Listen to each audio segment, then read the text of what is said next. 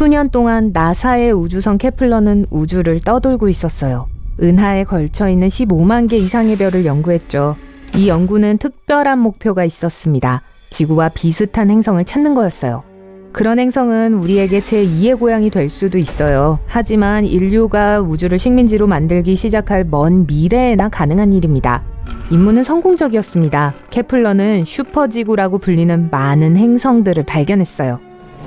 우리 태양계에는 슈퍼지구라고 불릴 수 있는 행성이 하나도 없습니다. 어떤 과학자들은 그것이 태양계 가장자리 어딘가에 숨어 있을 수도 있다고 생각해요. 하지만 아무도 이것의 직접적인 증거를 찾지 못했습니다. 슈퍼지구는 인상적으로 들립니다. 하지만 사실 우리 행성과는 다른 모습일 거예요. 우주 전체에는 이런 슈퍼들이 많이 있습니다. 슈퍼지구가 되기 위해서 행성은 지구 질량의 1배에서 10배까지 무게가 나가야 합니다.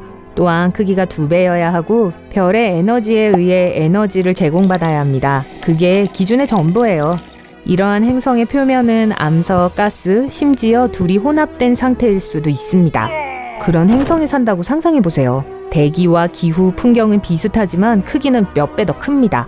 그런 곳에서의 삶은 매우 다를 거예요. 질량이 더 높기 때문에 중력은 훨씬 더 강합니다. 이런 세상에는 높은 산이나 나무가 없어요. 에베레스트는 몇 배나 더 작을 거예요. 대부분의 나무들은 단층 건물보다 높게 자라지 않습니다. 또한 사람들도 더 작아요. 중력이 몸을 2~3배의 힘으로 압박하기 때문에 키가 커지기가 힘들죠. 성인의 평균 키는 1m입니다. 오늘날 지구에는 거의 80억 명의 사람들이 있어요. 대도시에서는 꽤 붐빈다고 느낍니다. 하지만 슈퍼지구에서는 이 지역이 2배 더 넓어요. 사람들도 더 작아요. 사람들은 작은 차를 운전하고 작은 집에서 삽니다. 그래서 공간이 훨씬 더 많은 거예요. 공기는 더 깨끗하고 이 행성의 모든 부분이 아직 완전히 탐험된 것은 아닙니다. 낮과 밤은 지구보다 더 오래 지속됩니다. 오늘은 월요일이고 화요일은 48시간 후에 시작됩니다. 하지만 사람들은 여전히 충분한 자유시간이 없습니다. 이제 근무시간이 더 길고 자고 쉬고 출퇴근하는데 더 많은 시간이 필요합니다. 하지만 좋은 점은 사람들이 훨씬 더 강하고 회복력이 뛰어나다는 사실입니다. 만약 평범한 사람이 슈퍼지구에 간다면 마치 벽돌로 가득 찬 무거운 배낭을 메고 있는 느낌이 들 거예요. 근육은 항상 그런 짐을 메고 다니는 것에 익숙하지 않을 거고요. 심지어 잠자는 동안에도 몸이 무겁게 느껴질 거예요. 준비되지 않은 사람에게 이러한 압박은 뼈와 근육을 손상시키고 불쾌한 결과를 초래할 수 있습니다. 하지만 사람들은 수천 년 동안 슈퍼지구에 살아왔기 때문에 진화했고 새로운 환경에 적응했어요. 이 행성에서 인간의 뼈는 철만큼 강해요. 근육은 돌처럼 단단합니다. 사람들은 작지만 강력한 생명체입니다. 하지만 자신들이 얼마나 힘이 센지 알지 못해요. 주변의 모든 것이 무겁고 그게 그저 정상입니다. 나무는 더 튼튼하고 그것으로 만든 목재는 내구성이 더 강해서 가구는 더 무겁습니다. 슈퍼지구에서 종이 한 장의 무게는 우리가 익숙한 종이 한 장의 무게보다 10배 더 무거울 수 있습니다. 보통 승용차는 2대의 소방차만큼 무게가 나갈 수 있고 찻숟가락 하나가 아령 하나보다 더 무겁습니다. 하지만 모든 차량의 무게가 지구에서보다 더 무겁기 때문에 사람들에겐 고속에 도달하기 위해 더 많은 동력과 연료가 필요합니다. 그들은 휘발유를 많이 사용합니다. 우주로 로켓을 보내는데도 훨씬 더 많은 자원이 필요합니다. 슈퍼지구의 중력을 극복하고 대기를 떠나려면 더 많은 연료가 필요해요. 우주선은 또한 무게가 덜 나가야만 합니다. 모든 것이 그렇게 무겁고 밀도가 높으면 여러분은 별로 강하다는 느낌이 들지 않습니다. 하지만 여러분이 슈퍼지구의 거주자라고 가정해봅시다. 그리고 하루는 옛 지구를 방문하기로 결심합니다. 지구에서 여러분은 초능력자가 될 거예요. 아무 차에 다가가서 트렁크에 손을 대면 차가 움직이기 시작합니다. 체육관에서는 어떤 역기라도 쉽게 들어올릴 수 있어요. 한 번의 타격으로 콘크리트 벽에 금이 가게 하고 나무 판자에 구멍을 낼 수 있습니다. 작은 키를 고려하면 이 모든 것이 매우 인상적으로 보입니다. 무거운 짐을 짊어지고 다니는데 익숙한 여러분의 다리는 너무 가볍게 느껴집니다. 한 지붕에서 다른 지붕으로 쉽게 점프할 수 있어요. 만약 2층 건물에서 실수로 떨어져도 여러분의 몸은 심각한 손상을 입지 않을 거예요. 피부는 긁히지도 않고 뼈는 높은 곳에서 떨어져도 끄덕없습니다. 지구에서 여러분은 슈퍼히어로가 됩니다. 불행하게도 인간에게 완벽한 조건을 가진 슈퍼지구는 아직 발견되지 않았습니다. 이 행성들은 여전히 잘 알려져 있지 않습니다. 심지어 사람들에게 위험할 수도 있어요. 큰 질량은 엄청난 양의 에너지를 의미합니다. 그리고 이 에너지는 방출되어야 합니다. 만약 우리가 슈퍼지구에 살았다면 화산 폭발은 천둥번개처럼 흔한 일이었을 거예요. 증가된 중력은 또한 더 많은 지각판들의 움직임을 야기할 수 있습니다. 풍경과 행성의 지각은 매우 불안정할 겁니다. 지진이 매일 여러분을 깨운다고 상상해보세요. 그러한 조건은 사람들이 뛰어난 균형 감각을 갖도록 해줄 거예요. 또한 주택 기반을 강화하는 특수 기술도 생겨날 거예요. 지각판의 잦은 이동은 거대한 쓰나미를 일으킬 겁니다. 바다는 계속해서 모습이 달라질 거예요. 대지의 넓은 지역이 물에 잠길 것입니다. 이렇게 변화하는 환경 속에서 사람들은 절대 영구적인 도시를 건설하고 편안하게 살 수 없을 겁니다. 게다가 만약 사람들이 이곳에 온다면 이 행성의 강력한 중력 때문에 날아가기가 어려울 거예요. 슈퍼지구를 지나치는 우주 물체는 지상으로 떨어질 가능성이 더 높습니다. 화산 폭발과 지진 외에도 유성우가 자주 내릴 거예요. 그리고 단지 대기 중에서 증발해버리는 작은 돌이 아닐 거예요. 거대한 소행성은 행성의 중력에 의해 진로에서 벗어날 수 있습니다. 사람들은 운석이 대기에 진입하기 전에 파괴할 수 있는 기계를 만들어야 할 거예요. 하지만 그것이 성공한다고 해도 수백 개의 우주 암석 덩어리가 여전히 슈퍼지구에 떨어질 거예요. 이 모든 재앙이 끝나고 나면 사람들은 아마도 우리의 고향지구처럼 멋진 곳은 오직 한 곳뿐이라는 것을 깨닫게 될 겁니다. 지구에서 일어날 수 있는 최악의 일은 핵의 경화입니다. 핵이 작동을 멈추자마자 지구는 우주 복사로부터 자신을 보호하는 보호막을 잃게 될 거예요. 태양 폭풍과 에너지 폭발은 사람들에게 심각한 문제를 일으킬 수 있습니다. 모든 전자장치가 정상적으로 작동하지 않을 거예요.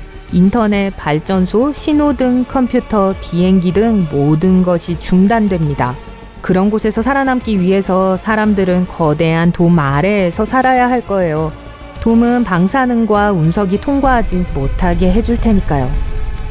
하지만 많은 슈퍼지구는 그것보다 훨씬 더 힘든 조건을 가지고 있어요. 예를 들어 공기 온도가 너무 높아서 금속이 증발해버리는 행성이 있어요. 그런 곳에서는 어떤 생명체도 나타날 수 없을 거예요. 하지만 사람들이 그곳에서 진화해야 한다면 우리 종족은 천하무적이 될 거예요. 지구상의 그 어떤 물질보다 더 강하고 탄력 있는 피부로 덮인 생명체를 상상해보세요. 불 속을 걷는 건 공기를 들이마시는 것만큼 일상적인 일일 겁니다. 이런 세상의 주민들은 아마도 다른 행성을 차지하려고 할 겁니다. 그들이 견딜 수 없는 유일한 건 낮은 온도일 거예요. 그들에게는 가벼운 산들바람도 얼음처럼 차가운 돌풍으로 느껴질 테니까요. 이것과 비슷한 또 다른 슈퍼지구가 있어요. 가장 가까운 별로부터 엄청난 양의 에너지를 받습니다. 그래서 온도가 너무 높아서 심지어 분자도 파괴됩니다. 우주의 깊은 곳에서 과학자들은 또 하나의 슈퍼지구를 발견했어요. 지구의 2.5배 크기이고 완전히 물로 덮여 있죠. 그 위에는 땅이 전혀 없어요. 행성은 무겁습니다. 그래서 약간 옆으로 기울어져 있어요. 이 슈퍼지구가 축을 중심으로 회전할 때 물은 한쪽에서 다른 쪽으로 흐릅니다. 거대하고 파괴적인 쓰나미는 이 행성에서 흔히 일어납니다. 만약 사람들이 그곳에 산다면 사람보다는 양서류처럼 보일 거예요. 또 하나의 슈퍼지구는 우리로부터 6광년 떨어져 있어요. 질량은 지구의 3배입니다. 이 행성이 모항성을 공전하는 데는 약 233일이 걸립니다. 이 행성은 모항성의 에너지의 2%만 받습니다. 이 세계의 표면은 얼음으로 덮인 어두운 곳이에요. 가장 놀라운 행성 중 하나는 상당히 친근하고 잠재적으로 거주할 수 있는 것처럼 보입니다. 우리 지구처럼 푸른빛으로 빛나요. 하지만 겉모습은 기만적입니다. 이 슈퍼지구에서는 바람이 음속의 7배 속도로 불어요. 가장 큰 위험은 유리비입니다. 수조계의 유리 파편이 모든 것을 가루로 만들어버릴 거예요. 글쎄요, 거기서는 못 살겠네요. 신나 친한 군중들과 수영장에 있는데 갑자기 저 멀리 있는 그 미친 남자가 보여요. 그 사람도 여러분을 보고 팔을 파닥거리며 흔들기 시작해요. 이런. 지금 자신이 당장 사라졌으면 좋겠다고 생각하고 있는데 갑자기 난데없이 여러분의 피부색과 밝기가 변하기 시작해요. 아무도 여러분을 못 보게 몰래 어디론가 도망치니 짜잔! 주변 색으로 위장해서 누구에게도 들키지 않고 슬그머니 도망칩니다. 그냥 움직이는 슬리퍼를 보고 짖는 개밖에 없네요. 집에 돌아가서 거울을 오랫동안 들여다봐요. 스스로를 관찰하는데 몸의 색이 즉시 바뀌는 걸 알아차리죠. 한순간에는 갈색나무 벽장과 섞이고 다른 순간에는 피부가 뒤에 있는 벽지의 패턴을 모방하네요. 다시 한번 즐겁하고 이 모든 걸 이해해보려고 하죠. 그러고 나서야 여러분은 피부색을 마음대로 바꿀 수 있다는 걸 깨닫게 돼요. 어떻게 이런 능력을 얻게 되었는지 기억하려고 하죠. 하지만 기억나는 건 동물원에 가서 카멜레온 우리 옆에 서 있던 것 뿐이었어요. 그 이후에는 기억이 캄캄해요. 카멜레온은 위협으로부터 자신을 위장하기 위해서만 색깔을 바꾸는 게 아니에요. 여러분 같은 경우는 짜증나는 사람으로부터 위장했죠. 그들은 실제로 체온을 조절하고 다른 카멜레온들과 의사소통하기 위해 이렇게 해요. 안타깝게도 사람들이 생각하는 것처럼 그렇게 많은 색의 집합체가 있는 게 아니에요. 카멜레온은 주변 환경색 내에서만 밝기와 대비를 조절하고 빛이 몸에 침투되는 정도를 조절해서 어우러질 수 있어요. 그래서 수영장에서 사라졌을 때 여러분은 그냥 제한된 범위의 색으로 주변에 있는 모든 것들에 섞인 거예요. 카멜레온은 피부 안에 있는 특별한 세포층을 활용하죠. 여러분은 창밖을 내다보고 자신을 슈퍼히어로로 상상해봅니다. 카멜레온, 좋은데요? 그래도 한 가지는 확실하네요. 해답을 찾기 위해 동물원으로 돌아가야 해요. 거리로 나가서 주변을 둘러봅니다. 여름 한낮이라 더위가 찌는 듯하네요. 하지만 피부색을 조정해서 시원하게 있을 수 있다는 걸 깨닫죠. 카멜레온은 스스로 체온을 발생시키지 못하기 때문에 피부색과 밝기를 바꾸는 것은 내부 에어컨처럼 작용할 수 있어요. 그래서 열기 속에 있는 동안 그걸 반사하기 위해서 피부를 더 밝고 창백하게 만들 수 있어요. 그리고 춥다면 반대로 하면 돼요. 길을 따라 계속 걷다가 어두운 골목에 왔어요. 거긴 더럽고 악취가 나요. 손을 보니 전보다 더 강해 보인다는 걸 알게 돼요. 만약 정말로 카멜레온의 피부 변화시키는 능력이 생겼다면 아마도 카멜레온의 다른 묘기도 가졌을 거예요. 근처에 있는 가로등을 잡고 원숭이처럼 쉽게 올라가네요. 꼭대기에 올랐을 때 피곤하지도 않았어요. 좋아요. 최강 악력과 내부 온도 조절이 가능하네요. 다른 건 또 뭐가 있는지 궁금해하면서 동물원을 향해 지하철로 갑니다. 플랫폼에 수백 명의 사람들과 지하에 있어요. 벽에 걸린 시계를 보니 기차가 도착하는 소리가 들리네요. 갑자기 눈앞에 그림이 나뉘면서 한쪽 눈은 기차를 보고 있고 다른 쪽 눈은 여전히 시계를 보고 있다는 걸 알게 됐어요. 선글라스 챙기길 잘했네요. 다른 사람들이 질겁하기 전에 빨리 선글라스를 꼈어요. 이게 여러분의 슈퍼히어로 능력일 수 있겠어요. 기차가 멈추고 그 안으로 여러분은 비집고 들어갑니다. 열차가 출발하면서 여러분은 난간을 잡고 움직이지 않고 한 곳에 고정해 있어요. 누군가와 부딪혔는데 빠르게 여러분의 피부색이 변하기 시작해요. 다들 어리둥절하고 있어요. 여러분은 마치 고장난 화면 보호기 같아요. 머리부터 발끝까지 노란색, 빨간색, 흰색 줄무늬가 번쩍여요. 그러다가 파란색, 보라색, 녹색으로 변해요. 마침내 모든 색들이 섞여서 멋진 팔레트 효과를 만들어내네요. 카멜레온은 위협을 받거나 겁을 먹으면 잠재적인 포식자들을 물리치려고 공격적인 색을 번쩍여요. 하지만 그게 그들이 할 수 있는 유일한 거예요. 카멜레온은 무해하며 인간에게 아무 위협이 되지 않죠. 물어도 거의 안 아프고 도마뱀치고는 꽤 느려요. 남아메리카의 독화살 개구리와 같이 밝은 색을 가진 몇몇 동물들은 독이 있고 잘못 건드리면 큰일 날 거란 걸 보여주죠. 하지만 카멜레온은 특이한 외모에도 불구하고 독을 갖고 있지 않아요. 사람과 부딪힌 후 원래 색으로 돌아가려고 하지만 잘 안 되네요. 폐쇄된 열차 안에 있고 모든 사람들이 쳐다보고 있어서 진정이 안 돼요. 그래도 결국 해냈어요. 기차가 멈추자마자 모두들 여러분으로부터 도망치려고 달려나가요. 피부는 정상으로 돌아왔고 지하철 밖으로 향해요. 하지만 사람들이 벌써 여러분에 관한 영상과 사진을 찍어서 소셜미디어를 통해 공유하고 있어요. 여러분은 지금 해시태그 카멜레온맨으로 실시간 검색어에 뜨고 있어요. 그 이름 입에 착 붙네요. 숨으려고 어두운 구석으로 뛰어가요. 숨이 차지만 결국엔 숨을 고를 수 있었어요.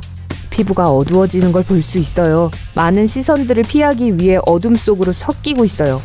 천천히 지하철에서 빠져나오는데 쥐가 여러분의 발을 뛰어넘어가네요. 화들짝 놀래서 색들이 다시 엉망이 되기 시작해요. 주위에 아무도 없어서 다행이에요. 열린 공간으로 나와 동물원이 불과 몇 블록 떨어져 있는 걸 봤어요. 하지만 모퉁이를 돌아 핫도그 가게가 있는 걸 못 본 척 할 수가 없네요. 한쪽 눈은 동물원을 보고 있고 다른 쪽 눈은 맛있는 간식을 보고 있어요. 가판대로 걸어가서 빵을 준비하고 있는 남자를 멍하니 바라봐요. 하지만 거기엔 긴 줄이 있어요. 입 안에서 통제할 수 없는 어떠한 이상한 기분이 들기 시작해요. 여러분은 나무 바로 옆으로 서서 주변의 모든 색과 섞이기 시작해요. 갈색 나무, 녹색 잎, 회색 금속 휴지통과 빨간색 정지 표지판.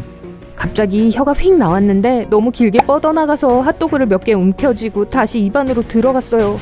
눈이 독립적으로 돌기 시작해요. 핫도그를 다 먹는 순간 덤불 뒤에 숨어서 섞이도록 녹색으로 변했어요. 이번엔 진짜 아무도 여러분을 못 봤으면 하면서 간절히 바라고 있죠. 다시 임무 수행하러 가요. 온갖 장애물을 피하면서 최대한 빨리 달렸는데 동물원 문이 닫힌 걸 알게 되었죠. 모든 동물들이 야생으로 돌려보내졌고 그곳은 아무도 못 들어가게 노란 테이프로 둘러싸여 잠겨 있어요. 하지만 해답을 찾아야 해요. 안에 몰래 들어가서 카멜레온 우리로 향해요. 형사용 안경을 쓰고 조사를 시작하죠. 눈을 독립적으로 움직이니까 세부 사항을 발견하는 게 훨씬 더 쉬워요. 드디어 뭔가 눈길을 끄는 걸 보게 돼요. 하지만 그때 밝은 빛이 여러분을 비추고 몸색이 빠르게 바뀌어요. 경비원이 여러분을 발견하고는 소리치며 쫓아오고 있어요.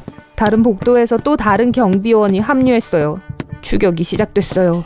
도망칠 곳을 찾으려 하지만 그들이 여러분이 왔던 길을 막았어요. 막다른 골목에 다다릅니다. 2명의 경비원이 바로 뒤에 있고 빠르게 접근 중이에요.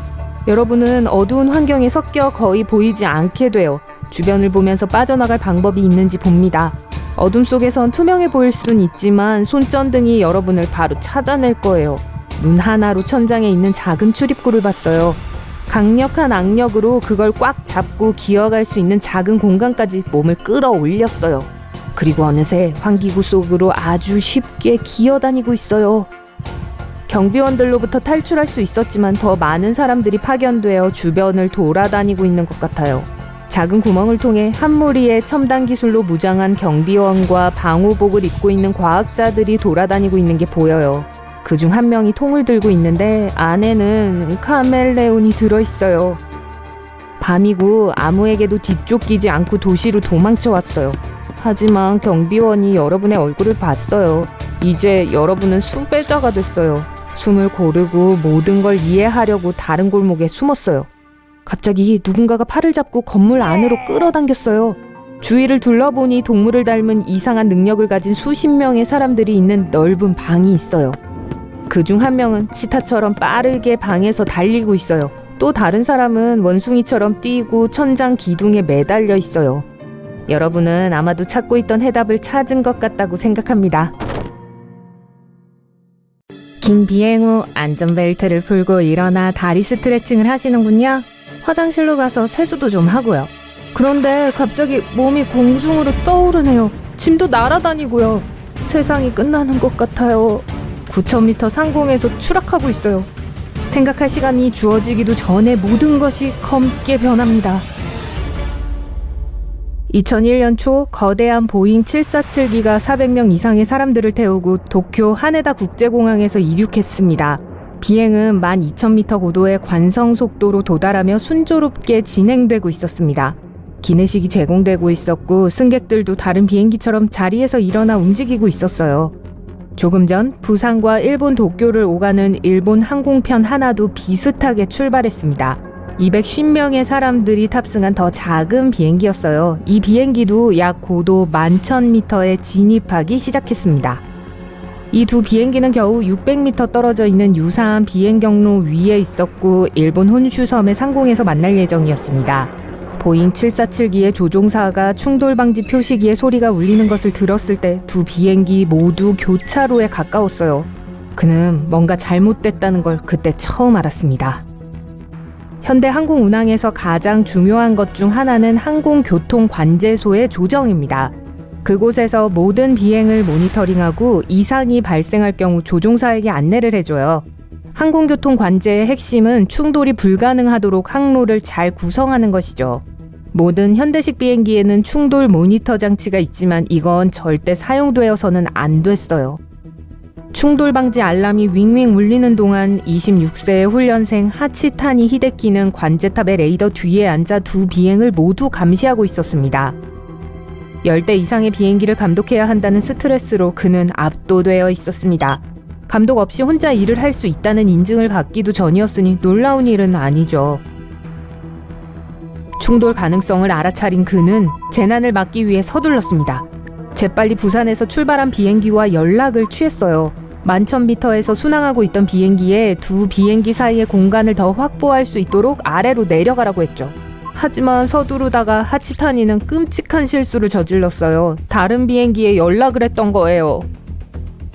보잉 747기의 고도를 낮추라고 말했어야 했다고요. 조종사는 그의 지시에 따랐고 12,000m에서 11,000m로 낮췄어요. 747과 정확히 같은 높이가 되었죠. 두 비행기 모두 시속 800km로 충돌 노선을 타고 서로를 향해 질주하고 있었어요. 하치타니는 이제 공포에 떨기 시작했어요. 부산발 비행기가 하강하지 않은 것을 알고는 급히 우회전을 지시했습니다. 물론 그 지시도 다른 비행기에 전달되었기 때문에 조종사는 그 지시를 따르지 않았습니다. 이유는 알 수 없지만 우회전을 하라는 지시는 이번에는 아무에게도 닿지 않았어요. 항공교통관제사와의 통신이 두절되었고 조종사들은 자신들이 얼마나 위험한 상황에 처했는지 전혀 알지 못했습니다. 제어판 뒤에서 허둥대는 하치타니를 보고 그의 상관은 현장으로 달려가 상황을 통제했습니다. 그녀는 부산에서 출발한 비행기에 연락해서 고도를 높이라고 말했어요. 놀랍게도 이 지시를 전달한 비행기는 그날 운항을 하지도 않는 비행기였어요. 두 비행기는 그 메시지가 모두 자신들을 위한 메시지인지 몰랐기 때문에 그 소리를 무시했습니다. 보잉기 조종사는 적어도 근처에 다른 비행기가 있다는 것은 알고 있었지만 항공교통 관제탑을 믿으며 안심하려 하고 있었습니다. 분명 뭔가 잘못된 게 있다면 누군가 더 많은 메시지를 보내겠죠? 이 시점에서는 충돌이 불가피해 보이기 시작했습니다. 하지만 비행기에 탄 승객들에게는 모든 것이 정상으로 보였을 겁니다. 자신들이 다른 비행기를 곧장 박아버릴 것이라는 사실은 전혀 모른 채로 과자를 먹고 다리 스트레칭을 하고 화장실 앞에서 줄을 서고 있었을지도 모릅니다. 다행히도 이 600명 이상의 승객들에게는 훈련을 충분히 받고 자신감이 넘치는 조종사가 있었습니다. 웬만한 사람이라면 얼어붙을 상황인데도 말이죠. 그는 조종사라면 절대 봐서는 안 될 것을 앞유리로 보았습니다. 앞으로 다가오고 있는 또 다른 비행기였어요. 보잉기의 조종사는 고양이 같은 반사신경과 놀라운 침착함으로 스로틀을 잡고 충돌이 일어나기 몇 초 전 비행기의 고도를 최대한 낮출 수 있었습니다. 다른 비행기의 바로 아래를 날아간 거예요. 여러분이 조종사인데 하늘 대신 눈앞에 땅이 펼쳐져 있다고 생각해보세요. 두 비행기 모두 온전히 빠져나갔습니다. 그는 600명이 넘는 사람들의 생명을 구했습니다. 그렇다고 모두가 상처 하나 없이 빠져나갔다는 뜻은 아니에요. 승객들은 이 모든 사건을 전혀 알지 못했기 때문에 안전벨트를 하고 있지 않았어요. 방향이 바뀌면서 비행기 안에 승객들은 무력하게 구르고 부딪혔죠. 비행기가 갑자기 움직였기 때문에 많은 사람들은 자동차와 충돌한 정도의 힘으로 지붕에 부딪혔습니다. 고정되지 않은 모든 물체와 사람들이 공중으로 던져졌고요. 어떤 사람들은 비행기가 방금 지상에 추락했다고 생각했습니다. 기적적으로 승객 7명과 승무원 2명만이 중상을 입었고 나머지는 가벼운 부상만 입었습니다. 조종사는 부상을 치료하기 위해 도쿄로 돌아갔습니다.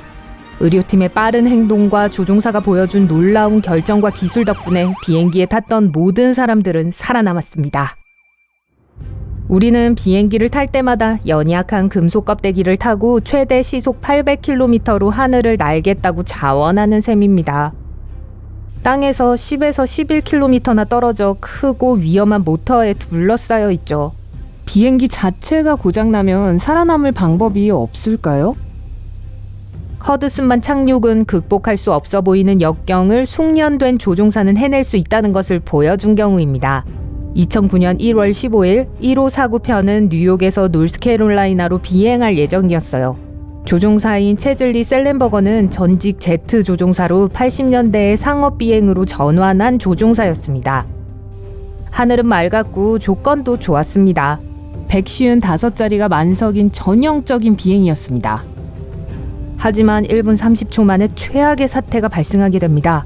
비행기가 900m까지 올라갔을 때 비행기는 기러기 떼를 쳤어요. 기러기가 비행기 전체를 덮쳤지만 가장 중요한 건 몇몇 기러기가 두 엔진에 모두 끼었다는 거였어요. 셀렌버거는 엔진이 고장났다는 것을 알았을 때 항공교통관제소에 연락했습니다. 조종사에게 공항에 착륙하라고 명령했지만 그는 그것이 불가능하다는 것을 깨달았어요. 엔진은 고장났고 착륙할 수 있는 확실한 활주로도 없었기 때문에 탑승자 모두의 생명을 구하기 위해서는 그가 상황을 통제해야만 했어요. 비행기를 완전히 통제하지 않고는 정상 고도에서 작전을 수행할 수 없었습니다. 그는 아주 낮게 날아서 조지 워싱턴 다리를 겨우 270m 위로 지나갔습니다. 다리 위의 사람들은 그렇게 가까이 다가온 비행기를 보고 겁에 질렸지만 탑승객들의 상태가 얼마나 나쁜지는 몰랐겠죠. 비행기가 시속 220km로 질주하면서 셀렌버거는 앞에 허드슨강을 보았습니다. 그리고 그 위에 착륙할 수밖에 없었어요. 관제탑의 모든 사람들은 그의 이야기를 듣고 놀랐지만 다른 선택지가 없었죠. 활주로에만 착륙할 수 있는 건 아니지만 상업용 조종사들은 강에 착륙하는 건 훈련받지 않았습니다. 술렌버거는 땅으로 날아가는 동안 명료하게 생각을 정리하고 착륙 계획을 세워야 했습니다. 먼저 코보다 꼬리가 먼저 물에 닿도록 했습니다. 코가 먼저 착륙하면 엔진이 더 손상되고 더 많은 문제가 발생할 수 있거든요. 놀랍게도 비행기는 떨어지지 않았고 물 위에 착륙을 했습니다. 느리고 안정적인 속도가 나오도록 수면에서 추진력을 점차 감소시켰고요. 멀리서 본 사람들은 이 비행기가 느리게 움직이는 배라고 생각했을지도 몰라요. 여객선이 아주 빠른 속도로 다가와 발이 묶인 승객들을 태웠습니다. 승객들은 날개 위와 공기 주입 미끄럼틀 위에서 기다렸어요. 강물과의 충돌로 모두 경상을 입었지만 모두 살아남았습니다. 셀렌버거 기장은 가장 훌륭한 조종사 중 한 명으로 역사에 남았고 희망이 없어 보이는 상황에서 많은 사람들을 구했죠. 심지어 이 영웅적인 사건에 대한 영화도 나왔답니다.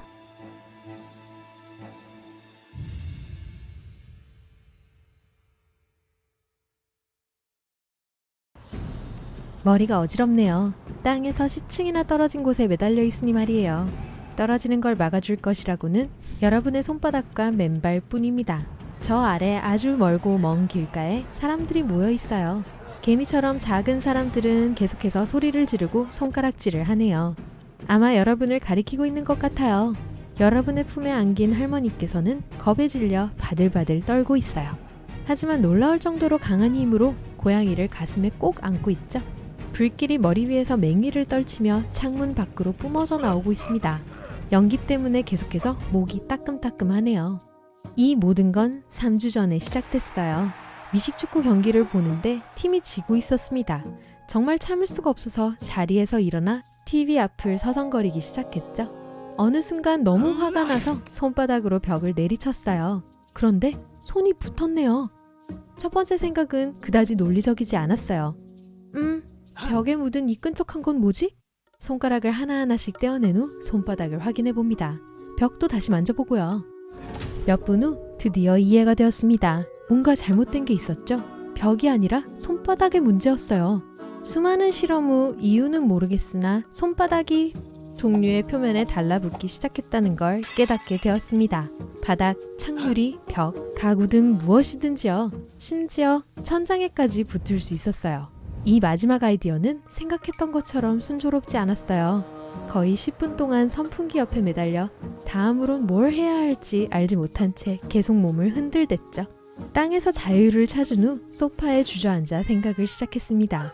수직 표면을 오르거나 심지어는 천장에 붙어 다니는 동물은 뭐가 있을까요? 달팽이나 애벌레? 손바닥을 빤히 쳐다봤지만 끈적끈적한 건 없었습니다. 그럼 다음은 뭐죠? 거미? 검색을 해서 거미가 어떻게 벽에 붙을 수 있는 건지 확인해봤어요. 다리 끝에 아주 작은 털이 나 있다고 하네요. 이 작은 털이 거미와 표면 사이에 수많은 접촉점을 만들어내는 거죠. 다시 한번 아주 주의 깊게 손바닥을 관찰해 봅니다. 털이 북실북실해졌나요? 아닌 것 같네요. 하지만 동물이 더 크고 무거울수록 털은 더 작다는 걸 읽은 기억이 있어요. 예를 들어 딱정벌레의 털의 폭은 사람 머리카락의 약 10분의 1입니다. 도마뱀의 털은 인간의 50분의 1 정도고요. 손에 작은 털이 가득 났지만 육안으로는 알아볼 수 없는 걸까요? 이제 다른 게 궁금해졌습니다. 새로 습득한 능력이 어느 정도까지 가능한지 파악을 해봐야죠. 천장을 걸어 다닐 수 있을까요? 새로운 실험을 연이어 한 후 다음과 같은 사실을 알아냈습니다. 발바닥도 손처럼 끈적해졌어요. 천장에 거꾸로 3분 30초 동안 매달리자 현기증이 나기 시작했죠. 또 어떤 일이 있어도 손이 떨어져 바닥에 떨어지지 않아요. 천장 선풍기에 머리를 부딪히지 않도록 더 조심해야 하고요. 그리고 슈퍼히어로들처럼 한쪽 벽에서 다른 쪽 벽으로 날아다닐 수는 없어요. 아야, 이건 정말 아프게 얻은 교훈이었어요.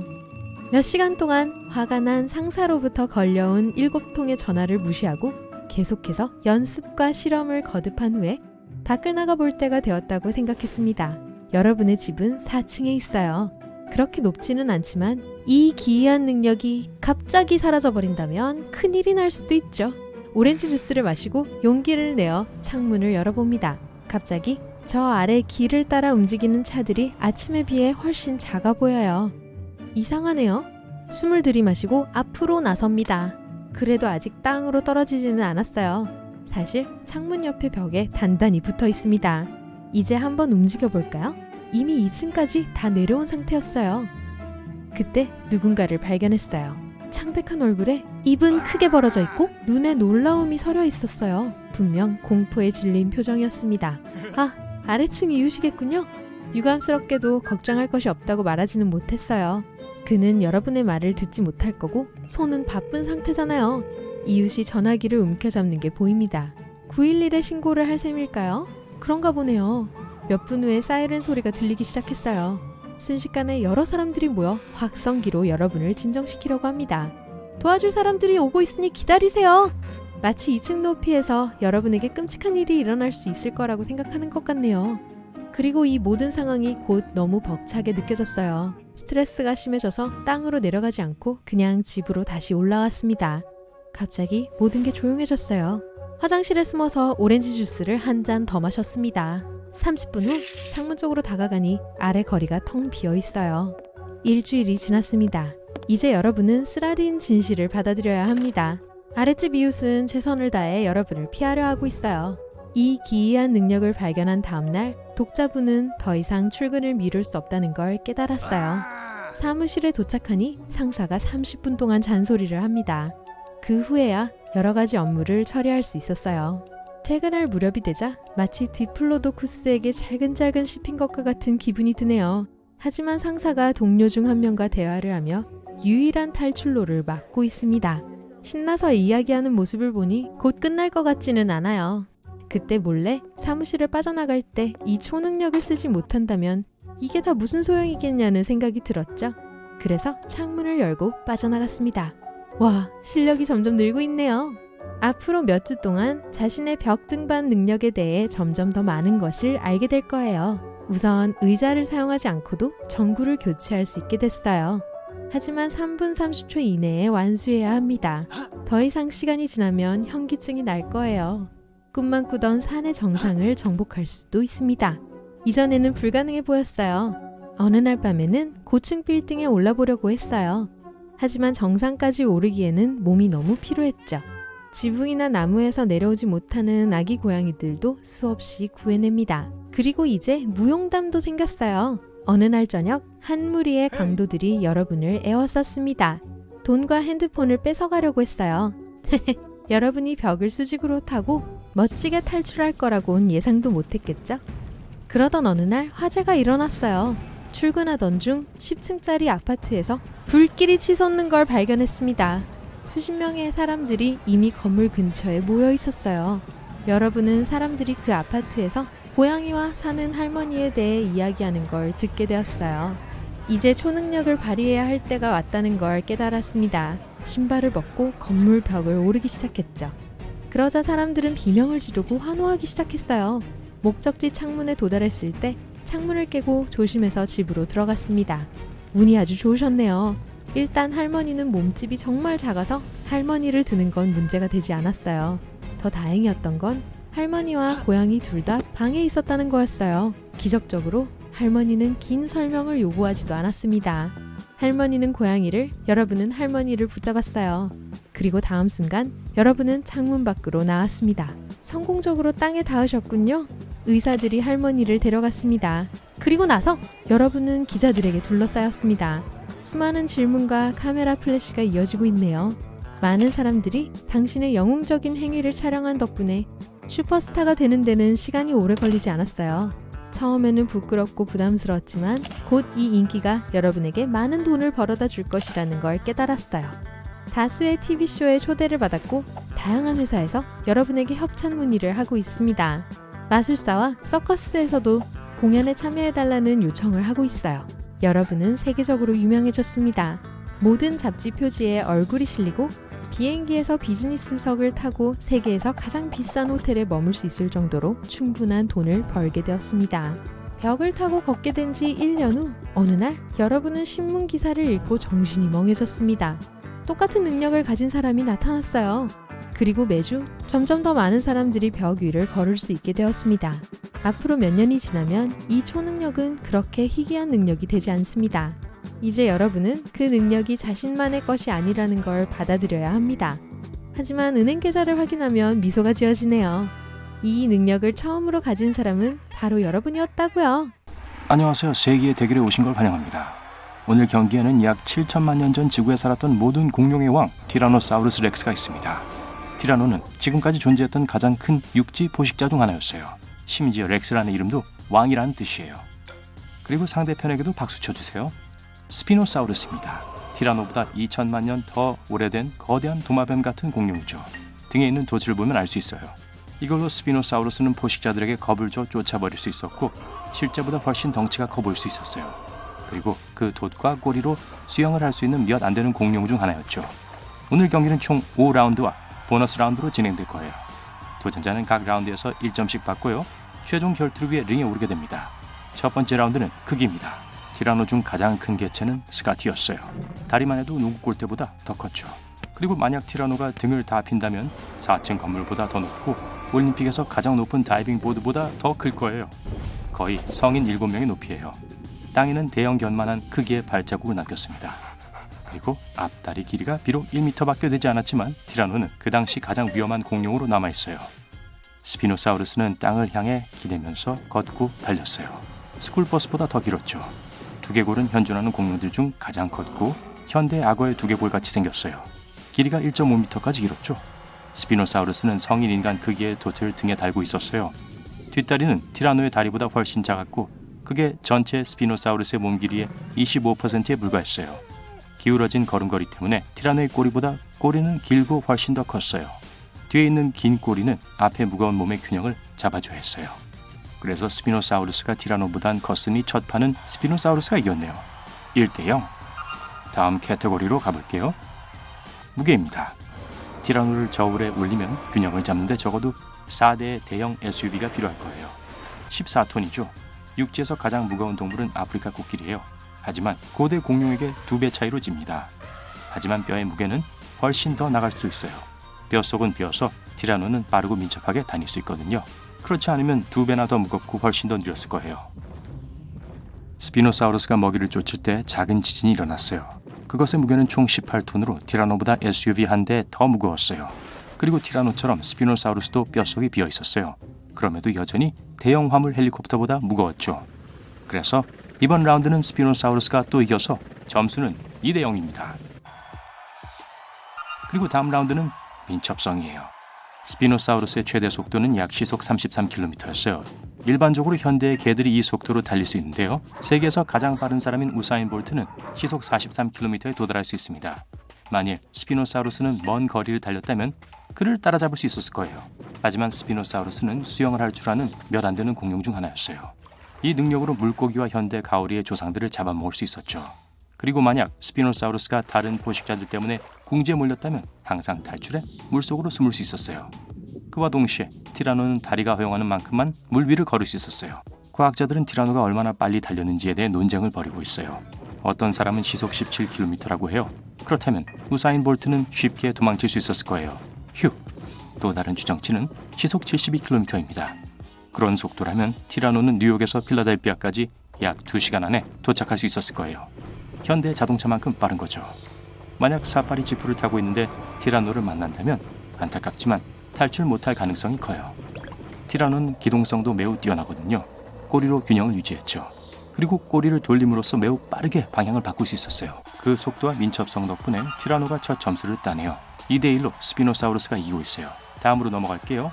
전략입니다. 스피노사우루스의 전략은 음식의 다양성 때문에 결정하기가 어려워요. 약간 회색 꿈과 비슷해요. 스피노사우루스는 주로 물고기를 먹었어요. 그리고 작은 물고기, 가오리 그리고 다른 해양동물들을 잡아서 먹이로 얻었죠. 과학자들은 스피노사우루스가 스스로는 얻을 수 없는 것들을 종종 먹었기 때문에 매우 똑똑했을 거라고 하네요. 네, 이 공룡들은 몇몇 대형 포식자들이 식사를 마칠 때까지 기다렸다가 남은 음식을 먹기도 했죠. 정말 영리한 방법이죠. 기다렸다가 먹다니. 티라노사우루스의 주요 도구는 턱이었어요. 악어가 무는 힘을 가졌었죠. 그러니까 아주 큰 뼈도 턱으로 쉽게 부러뜨릴 수 있었다는 거예요. 그리고 차에 앉아 있어도 안전하지 않았을 거예요. 금속을 구부리실 정도로 강한 치악력이었거든요. 티라노의 두 번째 기술은 박치기였어요. 빠른 속도로 큰 트럭이 여러분을 향해 온다고 상상해 보세요. 그런 식으로 충격이 가해지면 벽돌담도 무너뜨릴 수 있어요. 그것 외에도 강력한 팔다리와 꼬리를 갖고 있었죠. 그렇게 상대편을 넘어뜨리고 땅바닥에 꼼짝 못하게 하기 위해 사용했어요.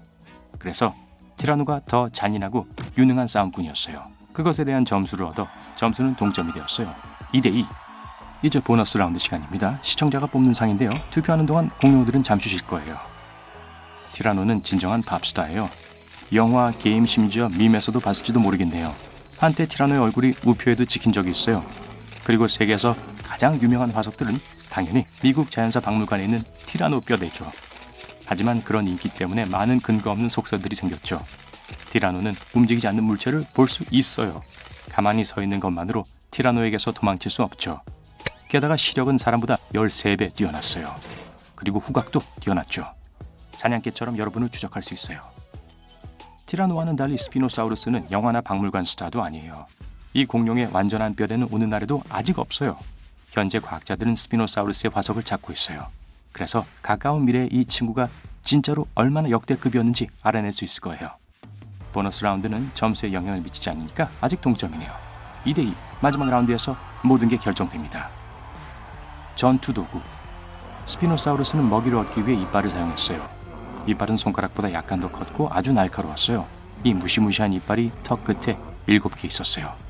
하지만 큰 공룡들에게 피해를 주기엔 너무 짧았죠. 나머지 이빨은 턱 깊숙한 곳에서 씹는 데 사용되었어요.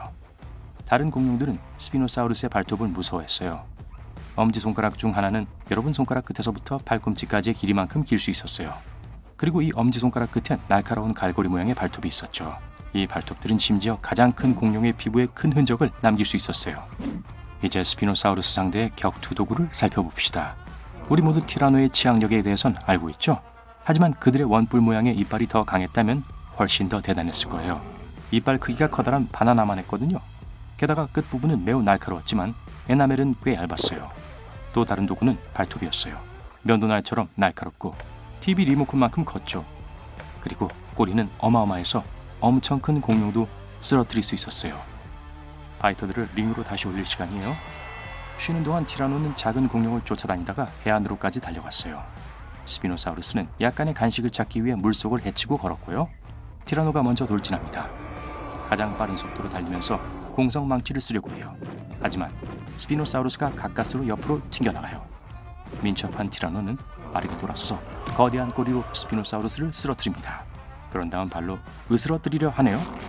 하지만 스피노사우루스가 팔다리를 휘둘러 티라노를 핥히기 시작합니다. 이걸로 일어설 시간을 벌었어요. 하지만 다음 순간 티라노가 세게 물어버리네요. 스피노사우루스는 물 쪽으로 후퇴하기로 결심해요. 티라노는 물이 목까지 올라갈 때까지 쫓아가요. 하지만 수영을 잘하지 못하기 때문에 더 이상 쫓을 수가 없네요.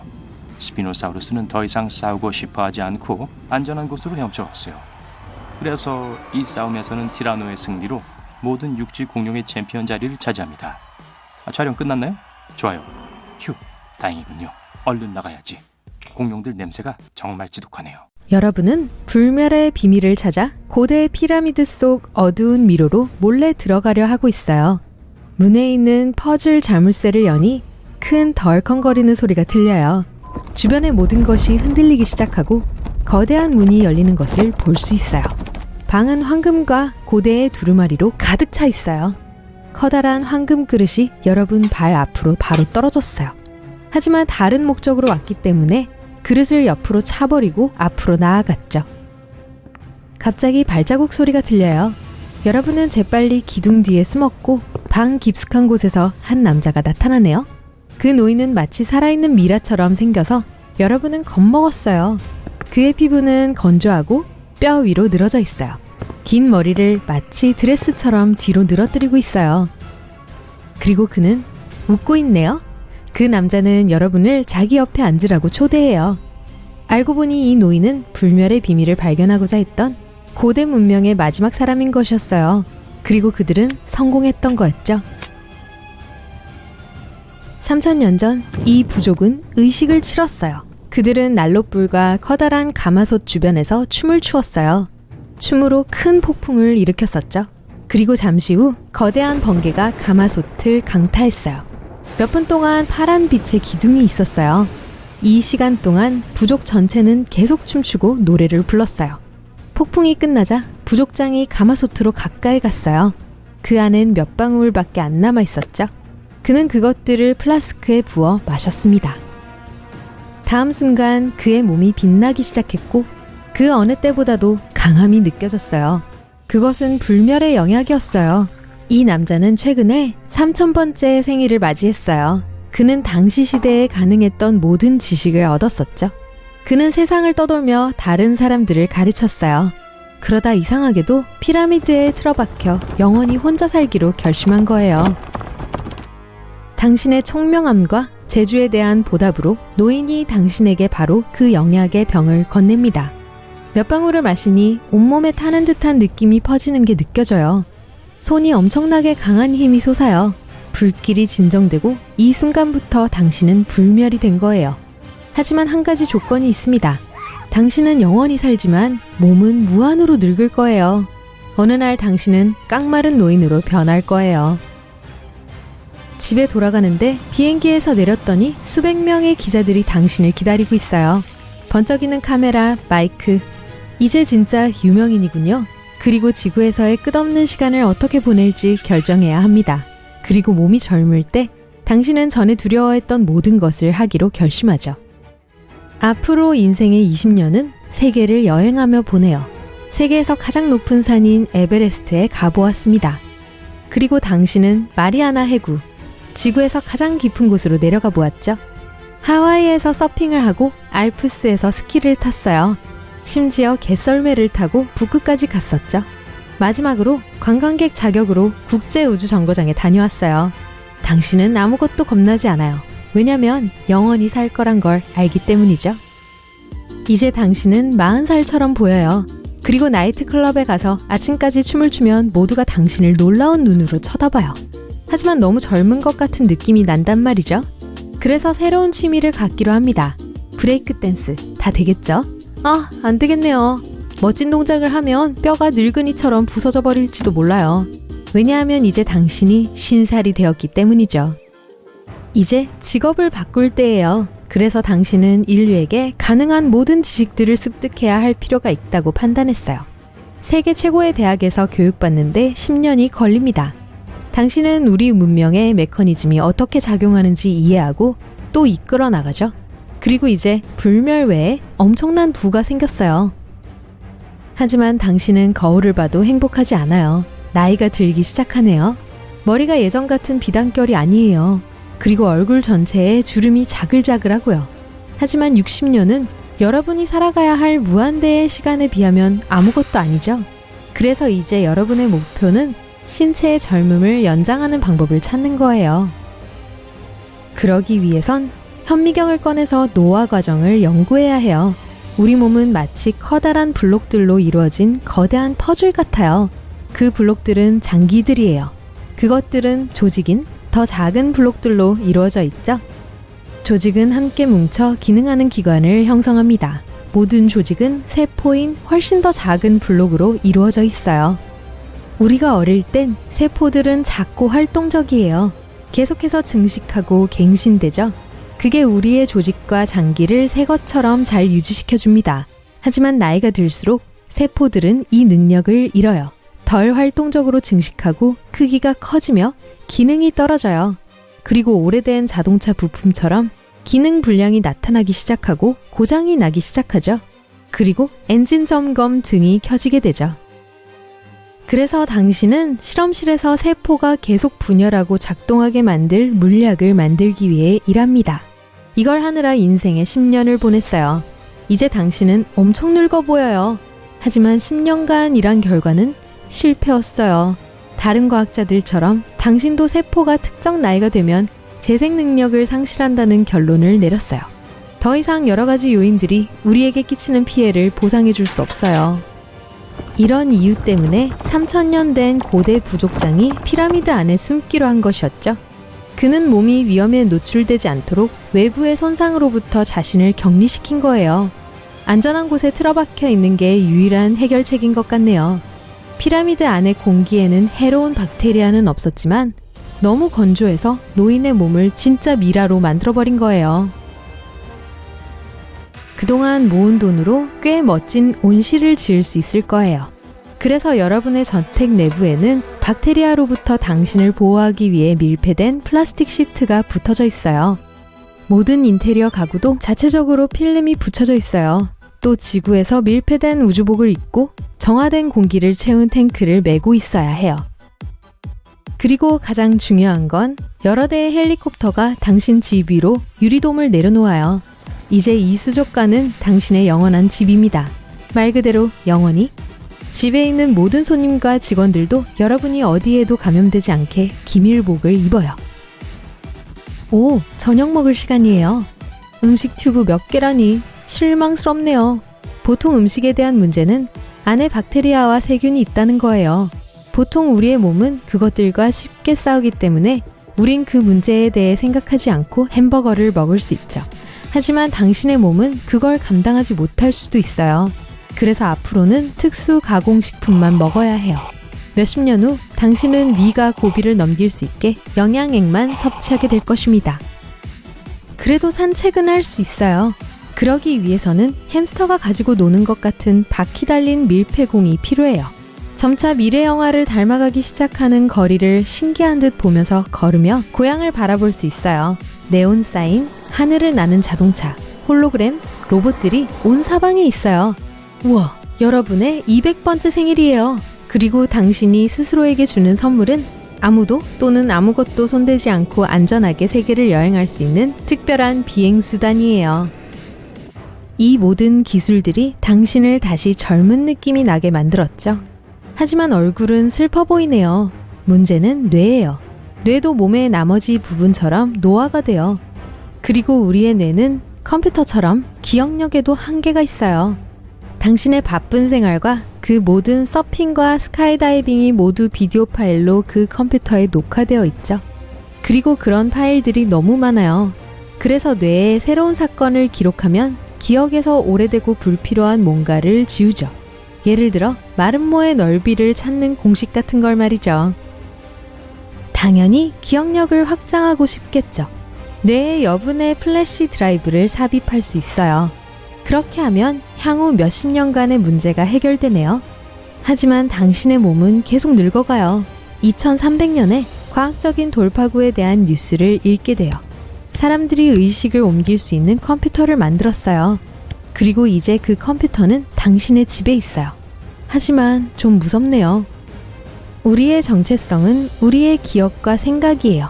하지만 그걸 컴퓨터로 옮기면 당신은 여전히 본인일 수 있을까요? 아니면 그냥 당신의 복사본이 되는 걸까요?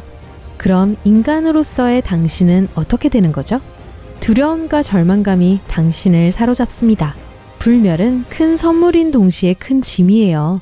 당신은 혼자며 가족과 친구들은 여러분이 불멸의 존재가 된 지 200년 이후로는 여러분과 함께 있지 않죠? 지금 가진 건 비정상적으로 오래된 몸뚱아리 뿐이니까요. 그리고 불멸의 존재가 된 것에 대해 스스로에게 화가 납니다. 여러분은 햇볕이 따갑게 내리쬐는 아마존강을 순항하는 보트에 타고 있습니다. 지도를 보는데 배가 앞뒤로 흔들리기 시작합니다. 물살이 점점 거세지기 시작해서 필사적으로 매달립니다. 지도를 주머니에 넣고 배를 조종하려고 해요. 날카로운 바위에 부딪히고 나뭇가지를 피하기 위해 몸을 숙입니다. 난데없이 나타난 큰 바위에 배가 부딪혀 뒤집힙니다. 여러분은 탁한 녹색물에서 헤엄치고 있어요. 무태 오르기 위해 최선을 다하는 동안 보트는 떠내려가 버립니다. 물 밑에는 기이하고 위험한 동물의 신세계가 펼쳐져 있습니다. 흡혈매기는 뱀처럼 생긴 동물로 40cm까지 자랄 수 있습니다. 아라피아마스는 성인 남성보다 몸무게가 더 나갈 수 있고 대부분의 농구 선수들보다 더 깁니다. 남아메리카에서 가장 큰 민물고기예요. 거대한 불에를 산소로 채우기 위해 5분에서 15분마다 수면 위로 튀어나와 숨을 쉬어야 하는 아가미 시스템을 가지고 있습니다. 여러분은 험한 물살에서 헤엄쳐 나와 몸을 말립니다. 이런 지도가 완전히 젖었어요. 지도 없이는 목적지에 갈 수 없어요. 나뭇가지와 잎사귀를 밀치면서 우거진 숲으로 모험을 강행합니다. 점점 깊이 들어가면서 나무 위에 있는 무언가를 발견합니다. 거의 움직이지 않지만 날카로운 발톱과 너덜너덜한 털을 가지고 있어요. 다른 나뭇가지에 팔을 뻗고 몸을 일으키려고 합니다. 너무나도 느린 속도로요. 나무늘보는 하루의 절반 이상을 자지 않고 일주일에 한 번만 나무에서 내려옵니다. 너무 움직이지 않아서 때때로 털에 해조류와 이끼가 자랍니다. 내딛는 걸음마다 열대우림은 점점 울창해져서 눈앞의 길을 비추는 햇빛이 거의 사라집니다. 무언가가 여러분을 따라오는 게 느껴집니다. 나뭇가지를 밟을 때마다 바로 옆에서 희미한 소리가 들립니다. 조금 더 빨리 걷기 시작하면 소리도 속도를 내며 따라옵니다. 빽빽한 숲을 벗어나 절벽에 이를 때까지 좁은 길을 따라 걷습니다. 보통 걸음으로는 지날 수 없어서 벽에 바짝 붙은 채로 옆으로 걸어 언덕을 넘습니다. 9m 발 아래 흐르는 강을 끼고 천천히 건너갑니다. 오른발을 움직이자 돌멩이 몇 개가 강으로 떨어집니다. 계속 가다가 발을 헛디뎌요. 막 떨어지려는 찰나에 큰 나뭇가지를 붙잡고 몸을 일으킵니다. 손가락에서 몇 센티미터 떨어진 곳에 알록달록한 도깨구리 몇 마리가 보입니다. 이런 개구리를 만지는 건 매우 위험하고 해로울 수 있습니다. 비록 색과 무늬가 아름답긴 하지만요. 황금 도깨구리는 세상에서 가장 독성이 강한 동물 중 하나입니다. 그 중 하나가 여러분 바로 옆에서 깡충깡충 뛰어오르자 여러분은 나뭇가지를 놓치고 강으로 떨어집니다. 여러분은 잔잔한 물살에 닿을 때까지 강에서 떠내려갑니다. 발밑에는 날카로운 이빨로 헤엄치는 피라냐 떼가 있습니다. 피라냐 피부의 빨간색은 눈에 잘 뜨입니다. 여러분은 올림픽 선수처럼 서둘러서 헤엄쳐 나갑니다. 피라냐는 무엇이든 다 먹어치웁니다. 크기 따위는 상관없어요. 통나무에 매달려서 작은 바위 위로 올라가 숨을 돌립니다. 바위 위에 거대한 전기뱀장어가 있습니다. 그 이름에도 불구하고 전기뱀장어는 장어보다 메기와 더 가깝습니다. 자신을 방어하고 먹이를 잡기 위해 600볼트의 강력한 전기를 사용하죠. 물 위를 제트스키처럼 달릴 수 있는 커먼 바실리스크가 아닌 이상 꼼짝할 수 없습니다. 바실리스크 도마뱀은 발가락에 특별한 물갈퀴가 있어서 농구 코트 길이의 거리를 달릴 수 있습니다. 여러분은 땅에 닿을 때까지 여러 개의 바위를 뛰어넘습니다. 강둑을 따라 계속 걷다가 움직이는 바위를 발견합니다. 눈을 비비고 움직이는 것을 다시 봅니다. 갑옷 입은 악어를 닮은 공룡처럼 생긴 거북이에요. 마타마타는 먹이를 잡기 위해 주변 환경으로 위장하는 민물 거북입니다. 머리는 몸보다 더 길게 늘어나요. 여러분은 거북을 지나 여정을 계속합니다. 열대우림으로 돌아가서 쉴 곳을 찾아요. 잠깐만요. 사방에 커다란 개미들이 있어요. 이것은 세상에서 가장 큰 개미이고 말벌의 침에 버금가는 가장 고통스러운 침을 쏠 수 있습니다. 즉시 일어나서 다른 쉴 곳을 찾아요. 계속 걸어가는데 뭔가 따라오는 것 같은 그 느낌이 다시 듭니다. 나뭇잎이 바스락거리는 소리가 들리지만 날이 어두워지고 있어서 알 길이 없어요. 모닥불을 피우고 눈을 붙이기에 적당한 장소를 찾으려고 하지만 아마존에서는 모든 것이 위협적입니다. 귀여운 카피바라만 빼고요. 카피바라는 물이 있는 곳 부근에 무리를 지어 삽니다. 세계에서 가장 큰 설치류죠. 아마존 열대우림 한복판에 갇혀 있을 때 카피바라를 걱정할 필요는 없습니다. 갑자기 무언가가 여러분 옆에서 미끄러져 올라가는 것을 느낍니다. 아래를 내려다보자 거대한 녹색 아나콘다가 여러분을 옥죄려 하고 있어요. 아나콘다는 6m까지 자랄 수 있고 식욕이 왕성한 세상에서 가장 무거운 뱀입니다. 당장 일어나서 그곳에서 뛰쳐나갑니다. 야호! 잠을 청할 만한 괜찮은 동굴을 찾았어요. 다시 낮이 되었고 여러분은 아직 살아있습니다. 열대우림을 따라 계속 걷습니다. 남은 하루 동안 기온을 북돋을 아침 식사를 찾을 수 있었습니다. 나무에서 나뭇가지처럼 생긴 것을 발견합니다. 하지만 사실은 부러진 나뭇가지 위에서 며칠을 꼼짝하지 않고 지낼 수 있는 변장의 달인 포투입니다. 이 기괴한 새는 나뭇가지를 영구적인 보금자리로 사용하며 그곳에서 알을 낳고 하루 종일 시간을 보냅니다. 여러분은 계속해서 열대우림을 지나다가 바로 앞에 있는 나뭇가지에 브라질 방랑거미가 기어가는 것을 봅니다. 8종의 방랑거미를 아마존 지역에서 볼 수 있습니다. 방랑거미는 세상에서 가장 공격적이고 독성이 있는 거미입니다. 그래서 멀리 돌아서 피해가기로 합니다. 또다시 누군가 옆에서 걷는 것이 느껴지지만 아직도 그게 무엇인지 알 수 없습니다. 폭포가 큰 호수로 떨어지는 가파른 절벽이 눈앞에 보입니다. 평화로워 보였죠. 블랙 카이만 악어떼가 물가에 모여있는 걸 보기 전까지는요. 이 악어는 전체 아마존 생태계에서 최대의 포식자이고 움직이는 것이라면 무엇이든 잡아먹습니다. 여러분이 높은 곳에 있어서 다행이에요. 와, 미끄러져서 강의 깊은 곳으로 떨어집니다. 아직까지는 카이만이 여러분을 발견하지 못했어요. 물속에서 헤엄치면서 악어가 있는 곳의 반대쪽으로 가려고 노력합니다. 밖으로 나와 몸을 말리다가 몸에 있는 커다란 검은 반점들을 발견합니다. 떼어내려고 애쓰지만 매우 단단히 붙었어요. 아마존 자이언트 거머리는 움직임과 그림자를 추적하여 목표물을 찾습니다. 일단 피부에 붙으면 떼어내기가 굉장히 어려워요. 가장 좋은 방법은 손가락을 거머리 입 옆으로 밀면서 천천히 떼어내는 거예요. 용케 거머리를 몸에서 떼어내자 카이만들이 여러분을 향해 헤엄치고 있는 것을 볼 수 있습니다. 굶주린 파충류가 다가오는 호수 벽에 여러분은 기대 서 있습니다. 갑자기 분홍색 돌고래가 물에서 뛰어나오면서 사방에 물을 튀깁니다. 사람보다 더 크게 자랄 수 있고 아마존의 유명 인사예요. 과학자들은 이 돌고래의 피부에 있는 모세혈관 때문에 분홍색으로 보이는 것이라고 생각합니다. 아마존에는 심지어 황소상어가 헤엄쳐 다니기도 해요. 이 육식성 거대 물고기는 인간을 위협하고 바닷물과 민물에서 모두 헤엄칠 수 있습니다. 이 상어는 다른 상어를 포함하여 잡을 수 있는 것이라면 무엇이든 먹습니다. 돌고래가 카이만의 주위를 분산시키는 동안 여러분은 절벽을 올라 탈출할 수 있는 최선의 방법을 찾으려고 합니다. 발 밑에는 여러분이 구덩이에 떨어지기를 기다리며 악어들이 입을 벌리고 있어요.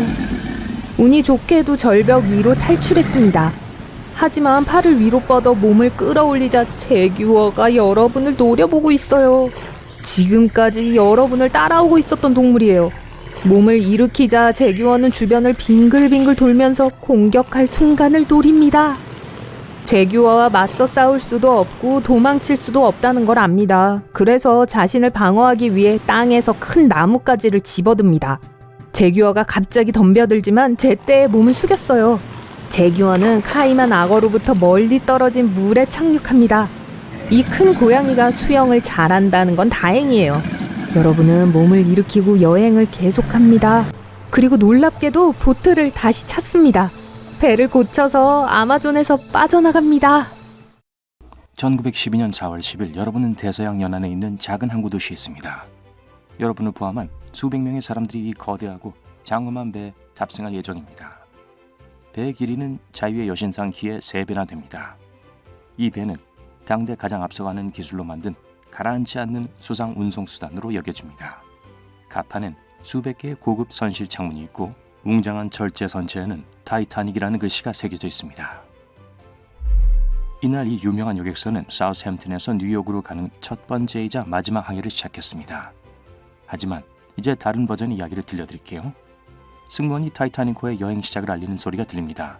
배는 아프리카에서 버뮤다로 항해합니다. 그리고 재앙의 원인은 빙하와는 전혀 관련이 없는 것이 될 거예요. 4일 동안 타이타닉호는 북대서양 해역을 항해합니다.